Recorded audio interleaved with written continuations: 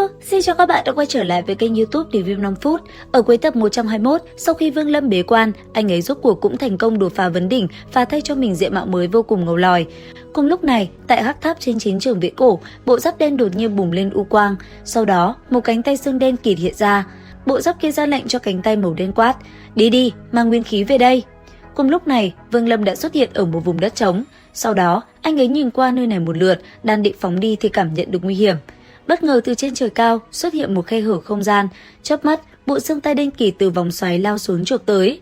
Thấy vậy, Vương Lâm liền vung tay, vung ra một cái màn chắn đón đỡ cánh tay, khoảnh khắc va chạm, ầm một tiếng, đất đá nơi đây như vỡ vụn, toàn bộ đổ nát. Thế nhưng, ngay khi màn chắn bảo vệ trên đỉnh đầu tan vỡ, Vương Lâm đã nhân cơ hội thuấn di đi mất, cánh tay xương khô kia hụt mất mục tiêu liền biến mất.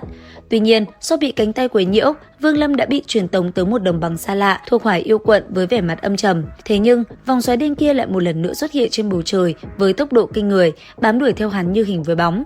Bây giờ, Vương Lâm không chọn cách tháo chạy nữa, hắn đứng lại, ánh mắt sắc lạnh nhìn chằm chằm vào vòng xoáy muốn chiến với cánh tay kia. Thấy vậy, cánh tay liền hóa khổng lồ rồi liền chụp về phía anh ấy. Đối diện với nó, Vương Lâm lập tức tung ra tịch diệt chỉ đón đỡ. Thế nhưng, ngay khi va chạm, chỉ thấy uỳnh một tiếng, thần thông mà Vương Lâm vừa thi triển đã ngay lập tức bị bàn tay khô héo kia phá tan.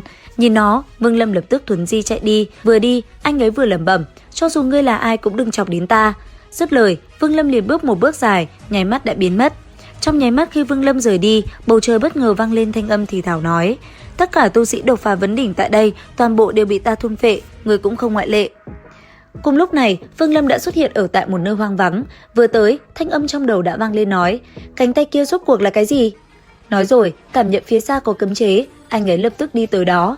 Thế nhưng khi tới gần, Vương Lâm lại thấy nơi này không có gì đặc biệt. Đang định rời đi thì bất chợt, vòng xoáy và cánh tay kia lại một lần nữa xuất hiện. Không chần chừ, Vương Lâm lập tức nhảy vào bên trong cấm chế. Nhất thời, cảnh tượng kỳ ảo và mới lạ bên trong cấm chế lập tức hiện ra. Trước mắt Vương Lâm là hàng ngàn, hàng vạn cây cối xanh tốt. Nhìn kỹ lại, Vương Lâm nhận ra nơi này chứa hàng ngàn cây thăng tiên quả. Cùng lúc đó ở bên ngoài, cánh tay kia cũng đang cưỡng ép phá vỡ cấm chế. Thấy vậy, Vương Lâm lấy ra tiên kiếm. Trong khoảnh khắc bàn tay xương đen khổng lồ phá được cấm chế và ập tới, Vương Lâm hai mắt hắn lộ ra hồng quang. Sau đó, tinh kiếm chém ra từng đạo ánh sáng, đồng thời phía sau, tinh kiếm cũng phóng theo như một con rồng lao về phía trước. Khoảnh khắc xương đen đụng vào tinh kiếm, hàng loạt tiếng len keng dữ dội như sắt thép tỏa ra, làm nơi đây rung động. Chớp mắt sau, tinh kiếm lại bị cánh tay khô kia chụp lấy rồi cầm vào trong tay. Thấy thế, Vương Lâm gầm lên, trong mắt ánh đỏ bạo phát. Tức thì, một vòng xoáy bạo nộ, Vương Lâm đang hấp thu ma khí từ tứ phía. Sau đó, một chỉ như một ngón tay khổng lồ từ hư không phóng ra.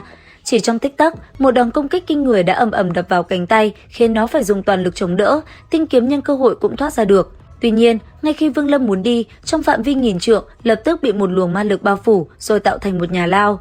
Sau đó từ trên trời cao, từng thanh âm mang theo sự đáng sợ tỏa ra, không gian quanh Vương Lâm xuất hiện từng bóng ma vây kín lấy anh ấy. Sau đó, từng bóng ma kia bấm pháp quyết, nháy mắt đã cất lên từng tiếng gầm thét về phía Vương Lâm, rồi bắt đầu lao tới công kích anh ấy. Đến đây, nhìn những cây thăng tiên quả có tác dụng làm thăng hoa, bàn tay khẽ động, Vương Lâm vung tay, tất cả thăng tiên quả liền vỡ vụn, chất dịch bên trong ngưng tụ lại, rồi liên tục cô đọng đi vào trong cơ thể anh ấy. Trong nháy mắt, Vương Lâm thăng hoa cực điểm, lôi điện quanh người bạo phát tản ra xung quanh, một tiếng gầm vang mang theo kinh lực tản ra, liền phá tan toàn bộ đám yêu ma đang bao vây lấy cơ thể mình. Đến đây, bầu trời xuất hiện đôi mắt đỏ rực, nó phát ra tiếng gầm giống đầy phẫn nộ quát: "Tu sĩ mới đột phá vấn đỉnh ngàn năm, khó gặp thế này, bản tọa sao có thể bỏ qua?" Thanh âm vừa dứt, trời cao lại một lần nữa vang vọng tiếng gầm, từng luồng năng lượng kinh người đã lập tức lao tới truy kích Vương Lâm. Nhất thời, từng luồng năng lượng như những mảnh vỡ chém vào, cơ thể Vương Lâm như muốn tách ra từng mảng. Thế nhưng, đối diện với nó, giờ khắc ấy chỉ thấy Vương Lâm gầm lên một tiếng hét lớn, toàn bộ sát khí trong người bộc phá, đã lập tức phá tan nó. Đến đây, Vương Lâm cũng cảm nhận được thanh âm cùng khí tức về cội nguồn của cánh tay đen kịt đang công kích mình, bởi vậy, anh ấy liền lao tới. Đồng thời, nét mặt lạnh lùng mang theo sát ý quát: "Kẻ tìm ra vấn đỉnh, nhất định phải ngũ mã phanh thây." Nhận thấy nguy hiểm, ma giáp kia lẩm bẩm nói: "Tên này định tìm đến đây sao? Hắn không thể làm áo giáp của ta hư hỏng." Dứt lời, lại thêm một luồng sát khí mạnh mẽ tỏa ra, rồi bay ra khỏi hắc tháp, tạo thành công kích hướng về phía Vương Lâm. Tuy nhiên, nam chính lúc này trong mắt đã đỏ ngầu, giờ khắc đó chỉ thấy Vương Lâm như mũi tên lao tới chiến trường viễn cổ. Phía xa, cảm nhận được sát ý kinh người đó, một tên mặc áo của Đại La Kiếm Tông nhìn thấy cũng phải kinh hãi khi cảm nhận được áp lực tản ra từ tu sĩ vấn đỉnh. Tuy nhiên phía xa, vì Vương Lâm đã ngưng tụ năng lượng vượt quá giới hạn, thế nên lại một lần nữa, anh ấy trên miệng thủ huyết. Đứng gần đó, Tử Thử thấy Vương Lâm thổ huyết thì khẽ nở nụ cười lẩm bẩm, lấy nguyên thần vấn đỉnh của hắn để dựng kiếm linh còn gì tốt hơn nữa. Dứt lời, Tử Thử khẽ động, rồi hóa thành một đạo hư ảnh phóng thẳng lên bầu trời đến chỗ Vương Lâm, yêu binh phía sau cũng liệt phóng theo. Cảm nhận nguy hiểm, Vương Lâm lập tức quay đầu đổi hướng tấn công. Thấy vậy, tên Tử Thử kia rút kiếm sau lưng. Sau đó, kiếm trên tay hắn liền hóa khổng lồ, rồi liền bỏ xuống đầu Vương Lâm. Trong tích tắc, khi đại kiếm bay ra, Vương Lâm chớp mắt đã phá tan nó. Tiếp theo, Vương Lâm dùng tốc độ như tia chớp lướt qua người Tử Thử, rồi điểm nhẹ lên người hắn, khiến tên kia không kịp phản ứng. Nháy mắt, cơ thể Tử Thử đã héo rũ, ngay cả nguyên thần cũng khô héo, trong nháy mắt đã hóa thành một đạo khí xám bay về phía Vương Lâm. Lấy mạng tên này xong, Vương Lâm chỉ vung tay, 3 vạn yêu binh trong nháy mắt đã bị lấy mạng sạch sẽ, linh hồn quy thiên. Một màn này còn kinh người hơn trận sát kiếp ngày đó khi Vương Lâm còn là tu sĩ kết đan kỳ. Cứ như vậy, từng đạo sinh chi lạc ấn liên tục xuất hiện rồi dung nhập vào trong cơ thể Vương Lâm. Sau nửa nén hương, Vương Lâm nhờ nạp đủ khí xám đã hồi phục một chút, thân mình anh ấy lại tiếp tục phóng thẳng về phương xa. Trong hắc tháp trên chiến trường viễn cổ, vẻ phẫn nộ của luồng thần thức kia ngày càng nồng đậm. Thế nhưng, trong lời nói của hắn lại có chút hối hận. Còn Vương Lâm, anh ấy thì vẫn đang mang theo sát ý cùng sự cuồng bạo của mình tiến về phía chiến trường viễn cổ. Trên đường đi, cứ thấy kẻ nào động sát tâm với mình, Vương Lâm liền tìm đến rồi lấy mạng kẻ đó, khiến nơi đây chư yêu run sợ. Thậm chí vào lúc đó, hai tên anh biến hậu kỳ mới chỉ động sát tâm, Vương Lâm đã liềm phóng đến chặn đường bọn họ. Chớp mắt, một chỉ từ trên trời cao mang theo uy áp khủng bố đã ập tới, người thanh niên hừ thảm một tiếng, thân thể không chống đỡ nổi liền tan vỡ. Ngay sau đó, khí xám từ người hắn liền bay ra. Thấy vậy, tên còn lại sợ hãi quỳ xuống nói, ta là đệ tử của Mạc Tổ, tha mạng. Hắn còn chưa nói xong thì một chảo của Vương Lâm đã bóp lại, cơ thể người này lập tức tan vỡ, hóa thành thịt rơi xuống đất. Sau khi lấy mạng hai tên này, màu đỏ trong mắt Vương Lâm càng đậm, chiến ý lại càng mạnh mẽ, cơ thể hắn mạnh mẽ xông ra, bay đi như tên bắn về phương xa. Giờ khắc này, Vương Lâm giống như ma thần đến từ địa ngục, hắn thôn phệ tất cả sự sống, ngay cả cỏ cây mỗi nơi hắn đi qua đều héo úa. Đối với Hỏa Yêu quận thì loại chuyện này chính là sự sỉ nhục, hơn 10 yêu tướng được phái ra để vây chặt lấy tên tu sĩ kinh khủng này lại. Ở giữa, một tên huynh hoang nói, lần này có thêm phó soái đại nhân tọa chấn thì lấy mạng tên tu sĩ này chỉ dễ như trở bàn tay. Ngươi hãy nhanh chóng lấy mạng tên tu sĩ kia đi. Lời này vừa dứt, phía xa Vương Lâm lập tức cảm nhận được sát ý thì liền lao tới. Ngay khi thấy Vương Lâm, tên tu sĩ vấn đỉnh tên Duẫn Đông cao giọng nói, chỉ là một tên tu sĩ vấn đỉnh sơ kỳ, còn con cũng dám ở Hóa Yêu quận của ta hoành hành cuồng ngạo hay sao?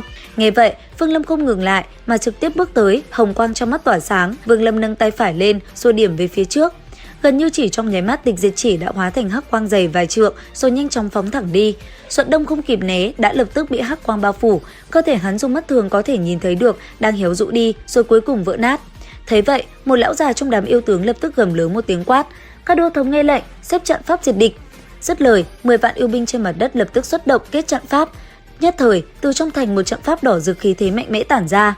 Ngay sau đó, ở vị trí trung tâm, 6 đầu mãng xà đỏ rực đã liền bay ra, rồi phóng thẳng về phía Vương Lâm mà công kích. Đối diện với nó, chỉ thấy khóe miệng đang rỉ ra huyết sắc của Vương Lâm nở một nụ cười nhẹ. Ngay sau đó, anh ấy lấy ra tinh kiếm. Chớp mắt, chỉ thấy tinh kiếm cùng những đầu mãng xà kia đã va chạm kịch liệt, thế nhưng trận pháp này cũng không yếu. Tích tắc, một màn chiến đấu kinh người giữa hai bên diễn ra.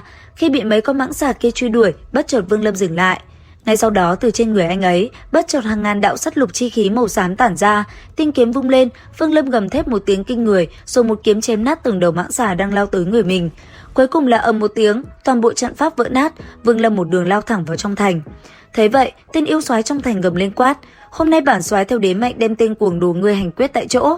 Dứt lời, 10 tên yêu tướng thân hình cũng lập tức lao về phía Vương Lâm. Đến đây thì hết tập 122 kinh nghịch, liệu rằng tập 123 màn đồ sát của Vương Lâm còn diễn ra kinh người đến thế nào? Theo dõi kênh YouTube Review 5 phút để biết thêm chi tiết các bạn nhé. Xin chào và hẹn gặp lại.